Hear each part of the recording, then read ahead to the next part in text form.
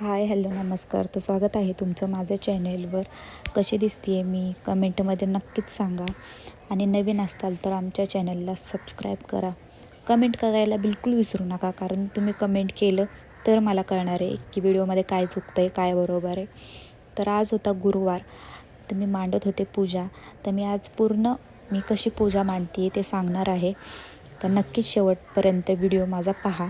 तर इथे मी पाट ठेवला होता, त्यानंतर त्यावर कपडा अंथरून घेतला आणि त्यानंतर तांदूळ ठेवले. आता मी हळदी कुंकू लावणार आहे तांब्याला.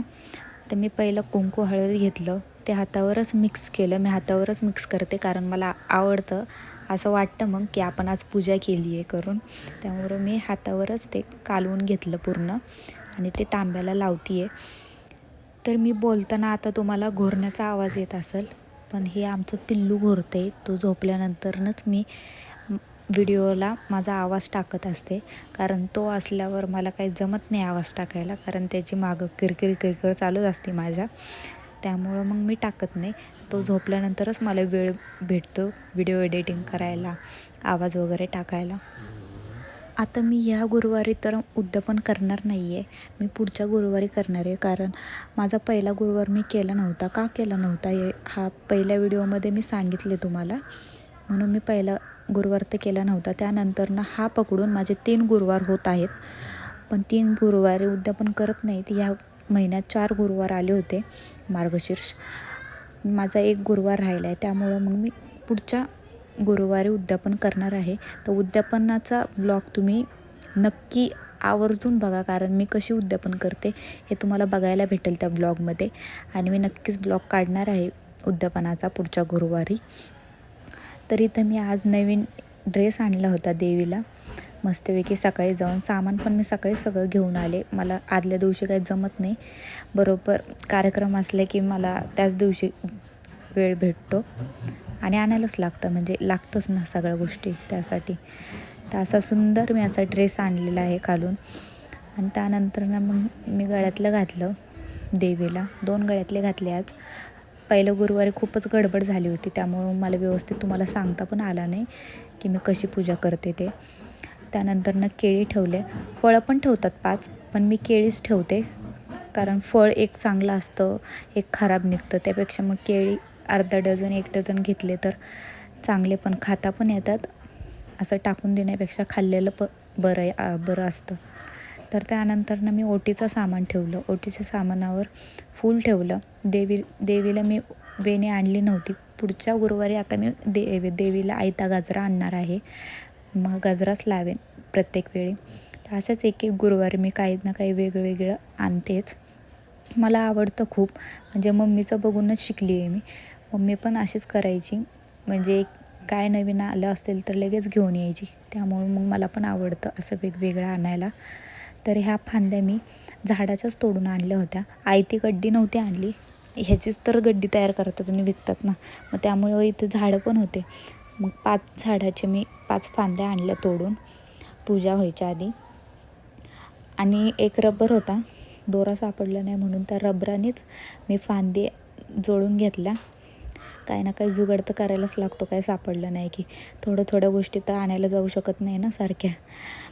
त्यामुळं मग मी त्या रबरानेच फांदी बांधली आणि ती देवीच्या मागे ठेवली.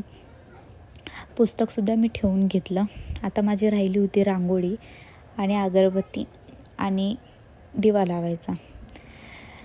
तर खूप सुंदर, मला खूप आवडला होता ड्रेस. त्यामुळं मला गेल्याच मी हा ड्रेस पाहिला होता देवीसाठी, मग तो घेतलाच. मला अजून एक ड्रेस घ्यायचा आहे, पण ते आता कुठे भेटेल मला माहीत नाही आहे. एक खणाचा ड्रेस निघाला आहे नवीन, तो पण घ्यायचा आहे मला एकदा.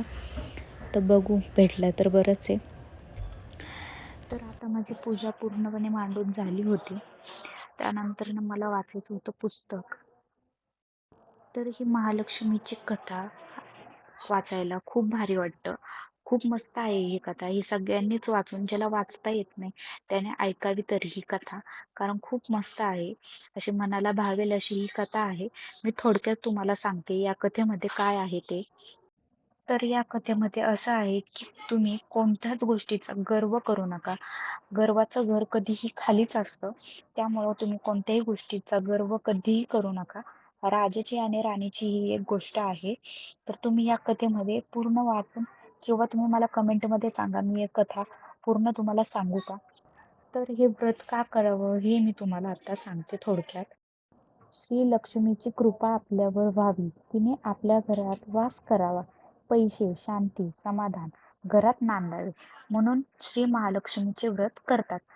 हे व्रत केल्याने मनातल्या सर्व इच्छा पूर्ण होतात. तर ह्यामुळे हे व्रत केलं पाहिजे. हे व्रत करतात काही लोक नाही करत. ज्यांना पटतं ते करतात, ज्यांना नाही पटत ते नाही करत. पण आपला देवावर विश्वास आहे, त्यामुळे आपण हे व्रत वगैरे काही पूजा पाठ आपण करत असतो, कारण आपला देवावर विश्वास आहे. ज्यांना नाही करू वाटत तो त्यांचा प्रश्न आहे. पण हे व्रत आपण मनापासून करायला पाहिजे. मनापासून केलं तरच आपल्याला त्याचं पुण्य भेटणार आहे. कारण मनात नसेल तर करून काही फायदा नाही. त्यामुळे करायचं म्हणून करायचं नाही. हे व्रत आपण मनापासून केलं पाहिजे. पुस्तकामध्ये पण तेच लिहिलेलं आहे. श्री महालक्ष्मीचं तुम्ही पुस्तक पूर्ण वाचा.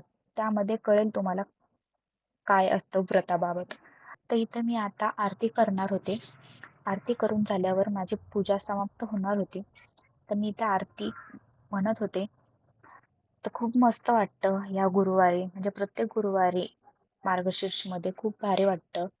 मन प्रसन्न होऊन जातं हे व्रत केल्यानंतर. तुम्ही करत नसाल तर एकदा ट्राय करून बघा हे व्रत करून. तर इथं माझी आरती होत होती. तर तुम्हाला माझा हा ब्लॉग कसा वाटला कमेंट मध्ये नक्कीच सांगा. मी थोडक्यात माहिती सांगितली. तुम्हाला जर फुल माहिती पाहिजे असेल तर कमेंट मध्ये नक्कीच मला कळवा की तू पूर्ण व्हिडिओ बनव, कारण एकच गुरुवार राहिलाय. आणि पूजा कशी झाली आहे ते पण कमेंट मध्ये नक्कीच सांगा. मी म्हणले होते रोज ब्लॉग काढीन म्हणून, पण बाळ असल्यावर होत नाही. बाळाचं बघू की ब्लॉगचं बघू हाच प्रश्न पडतो. पण जेवढं होईल तेवढं तर मी टाकतच असते.